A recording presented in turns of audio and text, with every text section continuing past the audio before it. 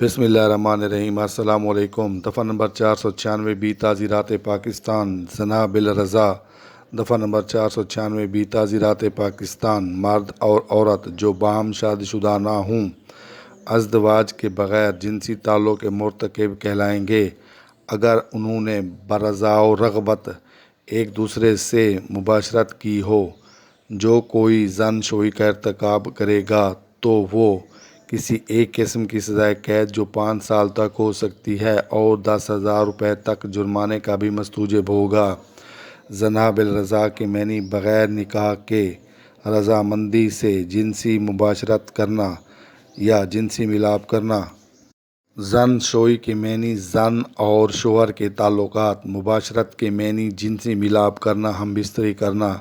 مرتکب کے معنی مجرم، قصوروار۔ ارتکاب کے معنی کسی فعل کو مکمل کرنا۔ برضا کے معنی رضامندی کے ساتھ۔ رغبت کے معنی خواہش، آرزو، رجحان۔